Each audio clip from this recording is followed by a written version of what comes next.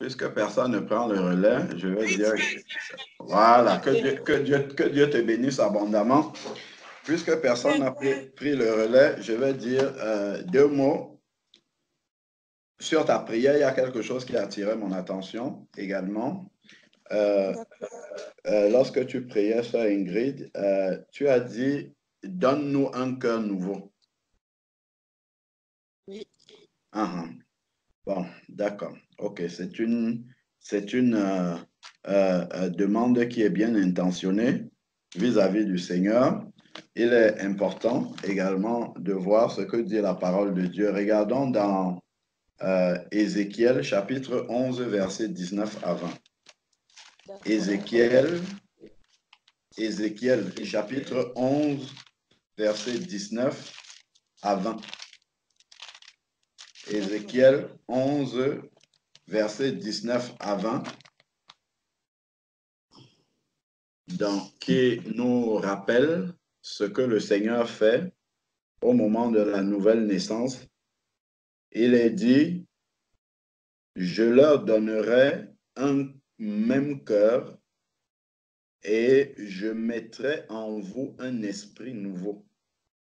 C'est ce que Dieu fait lors de la nouvelle naissance. On a une image avec Israël. On sait bien que c'était l'ombre des choses à venir et que la réalité est en Christ. Donc, je leur donnerai un même cœur et je mettrai en vous un esprit nouveau. J'ôterai de leur chair le cœur de pierre.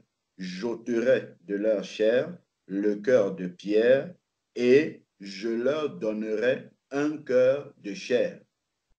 Et je leur donnerai un cœur de chair afin qu'ils suivent mes prescriptions et qu'ils observent et pratiquent mes ordonnances. Ils seront mon peuple et je serai leur Dieu. C'est exactement ce que le Seigneur fait au moment de la nouvelle naissance. Il ôte le cœur de chair, de pierre, il met à la place, il remplace par un cœur de chair et c'est ce qui fait que nous sommes poussés à chercher Dieu, à rechercher à faire sa volonté, à obéir à ses commandements. C'est parce que notre cœur a été transformé, c'est parce que notre cœur a été changé. Parce que la loi de Dieu est inscrite dans nos cœurs. Et la loi de Dieu n'est pas inscrite dans un cœur de pierre. Il est inscrit dans un cœur de chair. Parce que Dieu a déjà renouvelé notre cœur. Donc, on peut le voir également dans Ézéchiel chapitre 36, verset 26. C'est la même chose. Ézéchiel 36, verset 26, il dit, je vous donnerai un cœur nouveau et je mettrai en vous un esprit nouveau. J'ôterai de votre chair le cœur de pierre et je vous donnerai un cœur de chair. Je mettrai mon esprit en vous et je ferai que vous suiviez mes prescriptions et que vous observiez et pratiquiez mes ordonnances. Donc, ce que tu demandes, ma sœur, dans ta prière, Dieu l'a déjà accompli. Amen. Amen. Amen. Donc, ta prière est déjà exaucée. Maintenant, il faut le prendre par la foi. Donc, Amen. la parole de Dieu nous dit que la foi vient de ce qu'on entend et ce qu'on entend vient de la parole de Dieu. Donc, c'est pour ça que j'ai relu la parole de Dieu afin que ta foi adhère sur le fait que Dieu l'a déjà fait et que tu as déjà ce cœur nouveau et que chacun de nous, nous avons déjà ce cœur nouveau et c'est dans ce cœur-là que nous allons puiser pour pouvoir pardonner à notre prochain, pour pouvoir aimer nos ennemis, pour pouvoir prier pour ceux qui nous persécutent. C'est dans ce cœur-là, qui est le cœur de Jésus, que Dieu nous a déjà donné. C'est pour ça qu'il nous donne ces commandements-là. Supportez-vous les uns les autres, priez pour vos ennemis, bénissez, ne maudissez pas. C'est parce que nous avons déjà un cœur de chair que Dieu peut nous demander ce type de commandement-là. Parce que ces commandements-là ne peuvent pas être mis en pratique par un cœur qui est encore un cœur de pierre. Ce n'est pas possible. C'est parce que Dieu a déjà, il nous a déjà, il y a un écho. Donc, c'est parce que Dieu nous a déjà donné ce cœur de chair qu'il peut nous demander d'accomplir de tout ce que nous devons faire, de renoncer à nous-mêmes. Un cœur de pierre ne peut pas renoncer à lui-même, ce n'est pas possible. Tout cela, c'est parce que nous avons reçu un cœur de chair, qui est le cœur de Jésus-Christ. Nous voyons dans Philippiens chapitre 2, nous voyons que Jésus a renoncé à la gloire céleste pour descendre, pour mourir à la croix. Il s'est dépouillé lui-même et il est descendu jusqu'à mourir de la mort de la croix. Donc, pour arriver à renoncer à soi-même comme ça, c'est par un cœur de chair qu'on peut arriver à le faire, parce qu'un cœur de pierre ne peut pas faire ça. Donc, c'est le cœur de Jésus qu'il nous a donné. Si on lit dans Philippiens chapitre 2, à partir du verset 5, il est écrit « Ayez en vous la pensée qui était en Jésus-Christ, lui dont la condition était celle de Dieu.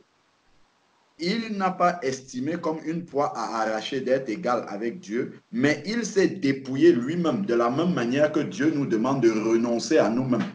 Donc, il s'est dépouillé lui-même. Donc, c'est parce que nous avons reçu le même cœur que Jésus-Christ que nous pouvons nous dépouiller nous-mêmes. C'est parce que Étienne avait le même cœur que Jésus-Christ, le cœur de chair, que Étienne pouvait dire, Père, pardonne-leur, car ne leur impute pas cette faute-là pendant qu'il était en train d'être lapidé. Donc, nous avons déjà ce cœur-là qui habite en nous. Nous devons le recevoir par la foi parce que Étienne, c'était un homme de la même nature que nous. Donc, mais il s'est dépouillé lui-même en prenant la condition d'esclave et en devenant semblable aux hommes après s'être trouvé dans une situation d'un homme. Ensuite, on nous dit, il s'est humilié lui-même. Donc, on est en train de nous montrer comment le cœur de chair agit. Il s'est humilié lui-même. Voilà comment le Seigneur nous demande aussi de nous humilier. Quand il va dire, si on vous gifle à gauche, montre l'autre jour aussi, tend aussi l'autre jour. C'est une manière de s'humilier soi-même. Donc, il s'est humilié lui-même. Donc, et on nous dit au début, au verset 5, ayant les mêmes pensées que Jésus-Christ. Donc, on ne peut avoir ces mêmes pensées et faire la même chose que lui que parce que nous avons reçu le même cœur que lui, à savoir un cœur de chair. Donc, il s'est humilié lui-même. Nous sommes dans Philippiens 2, verset 8, en devenant obéissant jusqu'à la mort. Donc, ça, ici, pour nous, c'est la mort de notre chair. Restons obéissants au Seigneur jusqu'à ce que notre chair soit totalement morte. Cela n'est possible que parce que nous avons reçu le même cœur que Jésus-Christ. La mort de la croix. Donc, notre chair passe par la croix. On ne peut accepter que la chair, notre chair passe par la croix que si nous avons ce cœur de chair-là, le même que celui de Jésus-Christ. C'est pourquoi Dieu l'a souverainement élevé et lui a donné le nom au-dessus de tout nom, afin qu'au nom de Jésus-Christ, tout genou fléchisse, ainsi de suite. Ensuite, maintenant, si nous regardons Colossiens chapitre 2, c'est juste après. Colossiens chapitre 2, verset 10. Colossiens 2, 10 nous dit encore un héritage qui découle de la croix, qui est un héritage qui est très important et qui nous confirme que Dieu nous a donné ce cœur nouveau-là. Il est écrit dans Colossiens chapitre 2, verset 10, « Et vous, nous qui sommes nés de nouveau, et vous avez tout pleinement en lui. Et vous avez tout pleinement en lui, qui est le chef de toute principauté et de tout pouvoir. Vous avez tout pleinement en lui. Donc, le cœur nouveau fait partie du tout là. Il ne nous manque rien du tout. C'est pour cette raison-là que Jésus, en expirant à la croix, il a dit que tout est accompli. Et il n'y a rien qui doit être accompli encore après. Tout est déjà accompli. Lorsque on est de nouveau, le Seigneur nous donne tout. Et au fur et à mesure de notre vie chrétienne, il éclaire simplement notre intelligence sur ce que nous avons déjà reçu, afin que nous puissions y marcher. Il éclaire notre intelligence sur ce que nous avons déjà en nous, afin que nous puissions marcher là-dedans. Donc, comprenons-le bien, il éclaire notre intelligence sur ce que nous avons déjà en Christ, afin que nous puissions y marcher. Donc, et le rôle même des enseignements de la parole de Dieu, sont là pour éclairer notre intelligence sur ce que Jésus-Christ a déjà accompli pour nous, afin que nous puissions entrer pleinement et jouir de ce qu'il a accompli pour nous, de jouir de l'héritage que Jésus-Christ a accompli pour nous. Donc, la foi vient de ce qu'on entend. Ce qu'on entend vient de la parole de Dieu. Plus nous allons lire, plus cela va s'imprégner dans notre cœur. Si nous lisons avec foi, cela va s'imprégner dans notre cœur et il y a des choses qu'on ne va plus demander au Seigneur parce qu'on sait que nous l'avons et que nous devons simplement saisir ce que nous avons déjà pour pouvoir le vivre. Donc, nous avons tout pleinement en lui qui est le chef de toute principauté et de tout pouvoir. Donc, regardons dans Jean chapitre 1, verset 16. Il est dit la même chose. Jean 1, verset 16. C'est important de noter ces versets-là et de méditer ces versets-là dans la prière pour que ça s'installe pleinement dans nos cœurs afin que nous ne demandions pas à Jésus ce qu'il nous a déjà donné, mais plutôt qu'il illumine les yeux de notre intelligence comme priait l'apôtre Paul pour les Éphésiens afin que nous réalisons la grandeur de l'héritage qui s'attache à notre appel. C'est ça, que le Seigneur illumine notre intelligence pour que nous réalisions. Pas que nous lui demandons de nous donner encore, parce qu'il a déjà fait, mais plutôt que notre intelligence spirituelle s'éclaire par rapport à ce que Christ nous a déjà donné, afin que nous puissions marcher dans une victoire complète, dans une assurance complète de ce que Christ a accompli pour nous à la croix. Donc, lorsque nous regardons dans Jean chapitre 1, verset 16, il est écrit « Et nous avons tous reçu sa plénitude ». C'est important. Ce sont des petits versets comme ça, mais qui sont remplis en fait de l'héritage que nous avons en Christ et nous mendions encore et nous demandons encore des choses alors que tout est dedans. C'est écrit et nous avons tous reçu. Ce n'est pas certains, ce ne sont pas les enseignants qui ont reçu, ce ne sont pas les prophètes, les apôtres qui ont simplement reçu des grâces. Il s'est écrit, nous avons tous reçu sa plénitude. Nous tous, nous avons la plénitude de Christ. Après, certains peuvent avoir des spécialités, certains pour enseigner, d'autres pour exhorter, ainsi de suite. Mais nous avons tous reçu sa plénitude. C'est-à-dire que nous avons exactement le cœur de Christ en nous. Ce cœur de chair là, nous l'avons. Nous avons tous reçu sa plénitude. Plénitude, ça veut dire que c'est complet, c'est plein. Nous avons la totalité de Christ, la totalité de son cœur est en nous. C'est pour ça que nous disons que nous sommes le temple de Christ. Christ habite à l'intérieur de nous. Donc nous avons la totalité de Christ, c'est ça sa plénitude. Et grâce pour grâce. Donc on comprend bien que cela ne vient pas de nous. C'est vraiment par grâce que Dieu nous a donné cela. Parce que ça, nous ne pouvons pas mériter cela. Donc, car la loi a été donnée par Moïse et la grâce et la vérité sont venues en Jésus-Christ. Donc, voilà ce que nous dit Jean chapitre 1, versets 16 à 17. Tous ces versets que nous citons là, il est bien de les noter et de méditer sur ces versets-là dans un esprit de prière afin que cela s'installe définitivement en nous et que nous puissions marcher avec. C'est comme cela, en fait, que nous nous approprions les promesses de Dieu, que nous nous approprions l'héritage que Christ a acquis à la croix pour nous et que nous pouvons en jouir. Donc ensuite, dans Éphésiens, on l'a déjà lu plusieurs fois, on a déjà médité, même dans ces réunions du midi là, on a déjà médité dessus plusieurs fois, c'est Éphésiens chapitre 1, verset 3, où le Seigneur nous dit que nous sommes déjà bénis de toutes les bénédictions spirituelles dans les lieux célestes.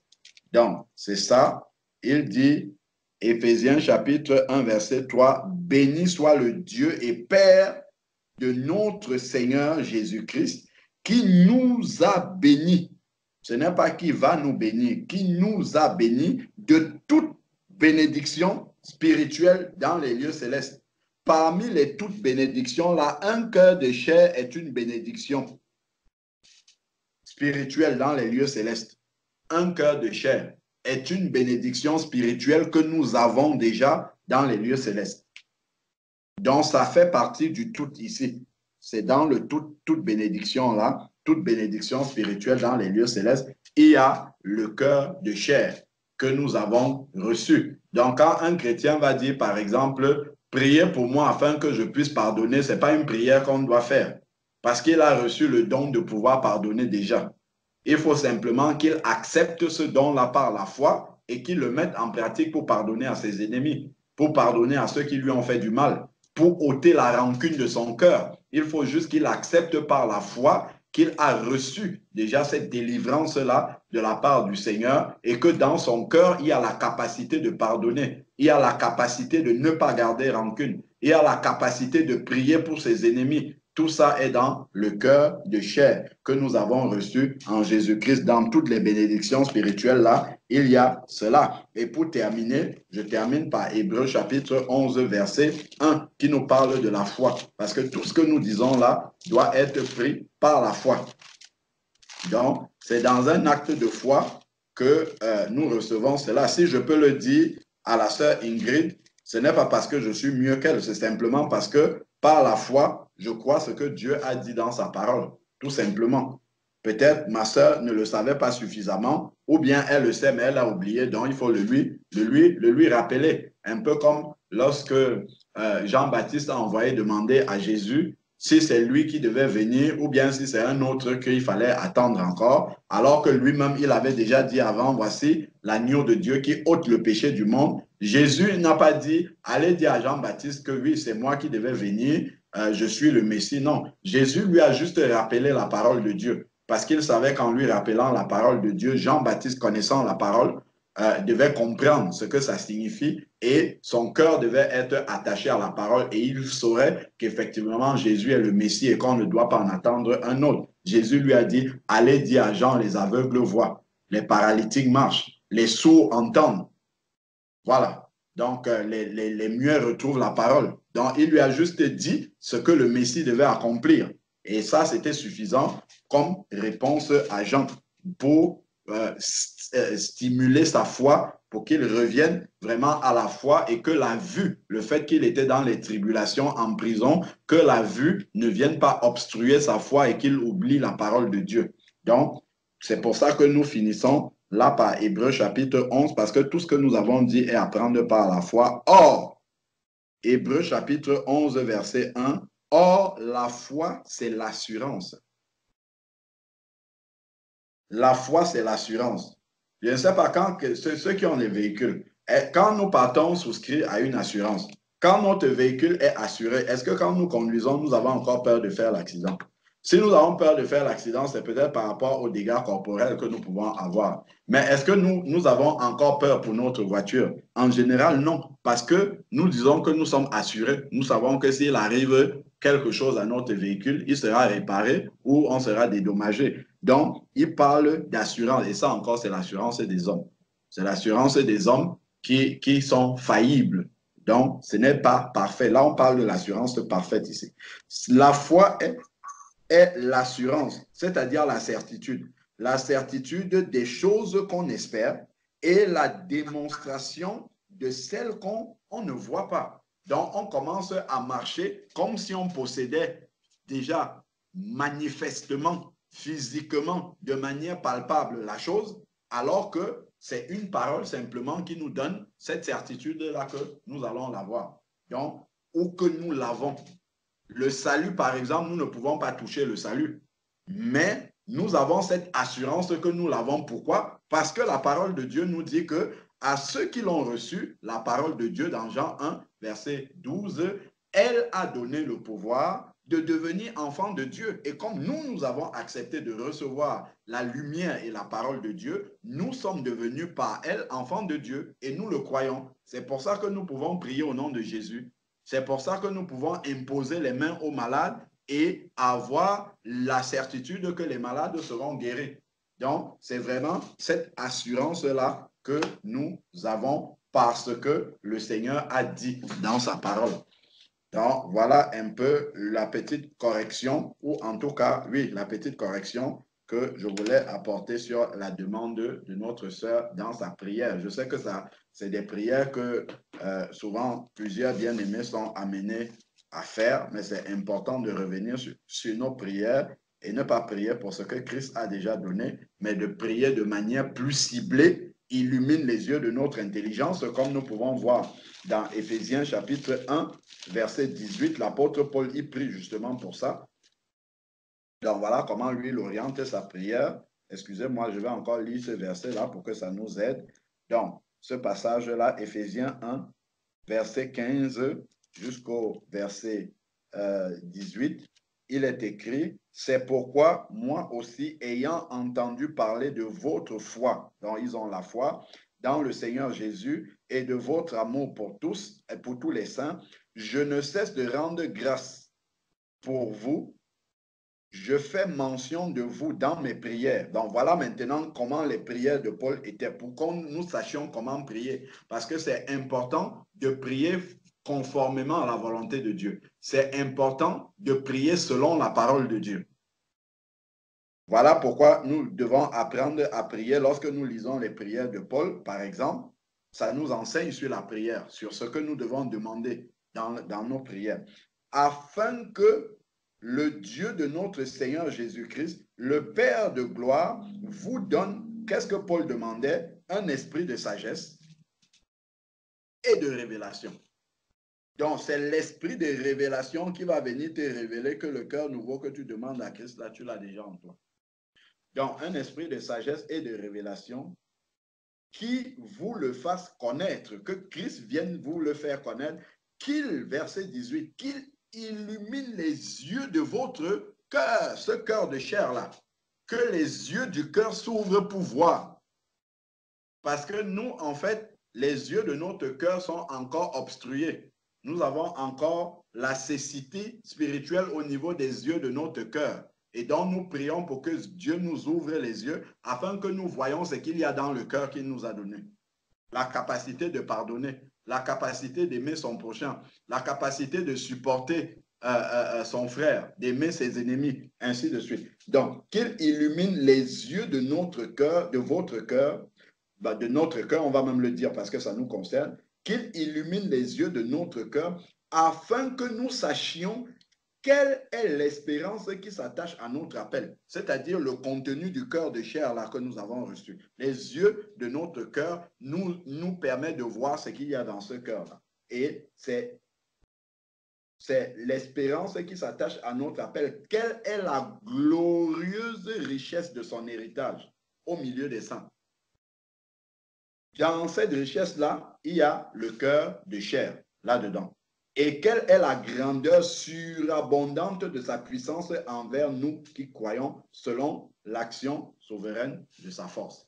Donc, voilà un peu le type de prière que nous devons faire par rapport à ce que Christ a déjà accompli pour nous. Que le Seigneur nous soutienne et qu'il vienne encore nous faire grandir dans la foi.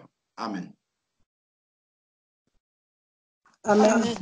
Amen. Amen. Amen. Amen. Amen. Merci, je vous dis merci, frère. Je dis merci parce que je vous assure, c'est maintenant que je suis éclairée par rapport à ça. Parce que vraiment, je n'avais jamais fait le lien, le rapport. Donc, vraiment. Merci, frère, de m'avoir vraiment éclairé. Donc, je ne vais pas mentir, je vais dire la vérité, je vous assure, je ne savais pas. Donc, voilà. C'est maintenant que je comprends que en priant, je ne dois plus demander ce que j'ai déjà. Bref, le Seigneur a tout accompli dans ma vie. Je devais plutôt dire que merci, Seigneur, de m'avoir donné un cœur nouveau, un esprit nouveau. J'aurais dû dire merci comme ça que de lui demander ce qu'il m'avait déjà donné. Donc, voilà. Vraiment, merci pour cet éclairage. Merci vraiment. Merci, Seigneur, pour le fait qu'il vous a choisi vraiment pour nous conduire parce que vraiment, il n'y a que vous comme ça là pour nous maintenir sur le chemin étroit parce que des fois, nous, on fait des choses qu'on on se rend même pas compte. Donc, on se rend même pas compte qu'on est en train de se tromper. Donc, voilà.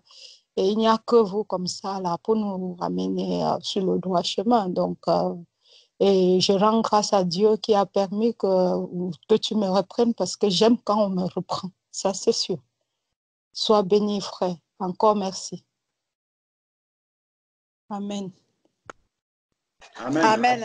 À Dieu soit toute la gloire. Hein, parce Gloire à que Dieu. nous sommes tous Amen. en train Alléluia. d'apprendre. Amen. Amen. Alléluia. Amen. Amen. Amen. Nous apprenons tous. Donc, vraiment, Amen.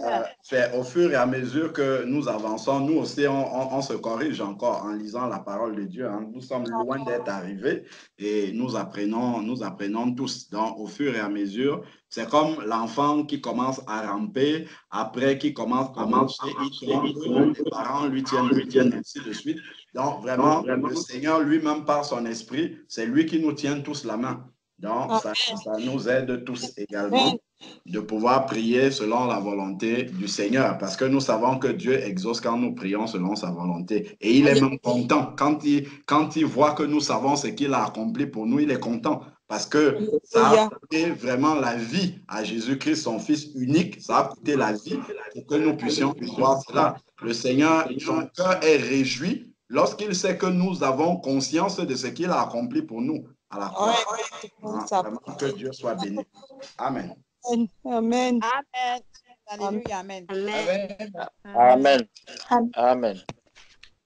Père éternel, Dieu tout-puissant, Dieu de gloire, Dieu qui siège, toi qui règnes, toi qui es le Dieu bienveillant, le Dieu majestueux, créateur du ciel, de la terre, de toutes choses, de tout ce qui s'y trouve.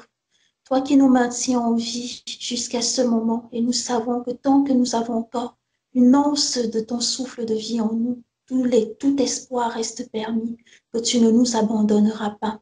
Car c'est toi qui as préparé toutes les bonnes œuvres que nous devons accomplir. C'est toi qui nous as, dans ton amour, appelés. C'est toi qui nous as justifiés. C'est toi qui nous as, éternel, élevés au stade de notre Seigneur Jésus-Christ et qui nous a donné autorité sur tous les pouvoirs, sur toute la puissance de l'ennemi, sur toute l'armée de l'ennemi, et que rien ne peut nous nuire. Père éternel, tu as tout rendu disponible pour nous à la mort de la croix. Non seulement à partir des bénédictions de notre Père Abraham, car nous sommes également sa postérité dans la foi en Jésus-Christ, mais nous sommes également, éternel, tu as tout rendu à la mort de la croix. Tu nous as scellés de ton Esprit Saint, qui est le gage de l'héritage que tu nous réserves dans les lieux célestes. Tu nous as donné la rédemption, la rémission des péchés en Jésus-Christ. Tu nous as appelés, tu nous as donné le pouvoir de devenir tes enfants. Et nous savons que si tu es notre Père éternel, tu es le plus merveilleux des pères qui soit, car tu pourvois largement au-delà de toutes nos espérances, de tout ce dont nous avons besoin, mieux même que nous ne pourrions l'imaginer. Et nous savons également, éternel, que tu nous as donné ton infinie sagesse, ton infinie intelligence qui nous donne le mystère de ta volonté.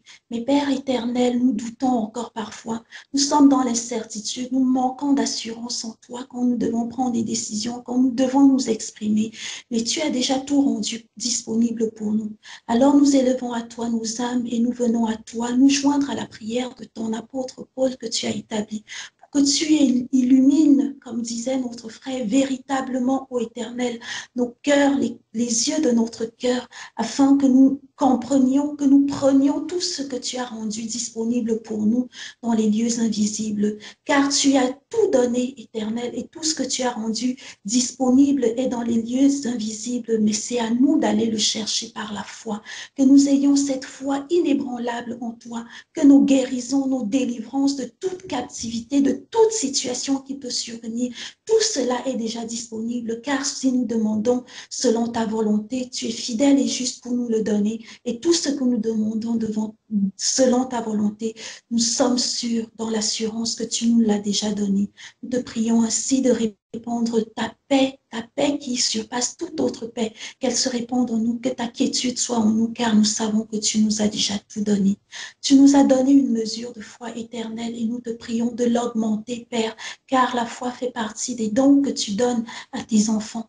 Père, sois avec nous, que ton amour, ta charité inonde nos cœurs les uns vis-à-vis des autres, vis-à-vis de nos ennemis, que dans toute situation, nous sachions reconnaître ta main qui est avec nous, que nous soyons attentifs à tes voix et que nous sachions que tu es toujours avec nous tous les jours jusqu'à la fin du monde.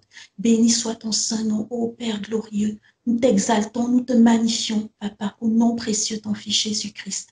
Amen. Amen. Amen. Amen. Amen. Amen. Amen. Amen.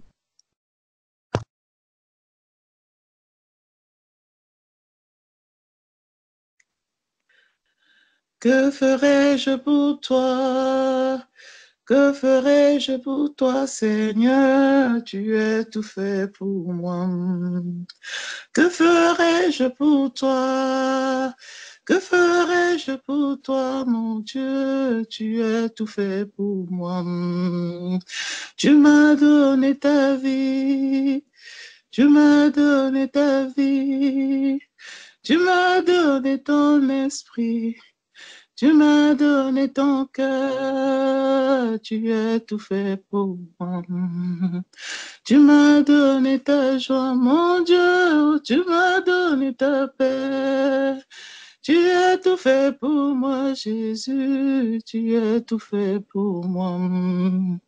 Tu m'as donné ton savoir, tu m'as donné ta parole. Tu m'as donné une famille, que ferais-je pour toi? Tu as tout fait pour moi, mon Dieu, tu as tout fait pour moi. Tu m'as donné ta vie, Jésus, oh, tu m'as donné ton cœur. Tu m'as donné ton esprit, oh, tu as tout fait pour moi. Que ferais-je pour toi, papa? Oh, que ferais-je pour toi? Que ferais-je pour toi, mon Dieu? Tu as tout fait pour moi. Illumine mon cœur, mon Dieu, ouvre mes yeux. Pour que je te voie à l'œuvre, tu as tout fait pour moi. Donne-moi l'assurance, oui, donne-moi l'assurance, mon Dieu, pour voir tes merveilles. Car tu as tout fait pour moi. Tu as tout fait pour moi, papa, tu as tout fait pour moi. Tiens-moi par la main, Seigneur, sur ce chemin étroit, que j'avance avec assurance, mon Dieu, tu as tout fait pour moi. Tu as changé mon histoire. Tu m'as donné une nouvelle vie, donne-moi de l'accepter avec assurance, avec joie. Dans ta paix, Seigneur, tu as tout fait pour moi. Béni soit ton nom, mon Dieu, béni soit ton nom. Règne à jamais, Seigneur, règne à jamais. Merci pour la vie, merci pour la paix, Seigneur, merci pour ta joie. Sois encore élevé, sois encore magnifié, Jésus, tu es tout pour nous. Gloire à Dieu. Amen, ma soeur. Gloire à Dieu. Amen. Amen. Amen, c'est Daniel. Amen.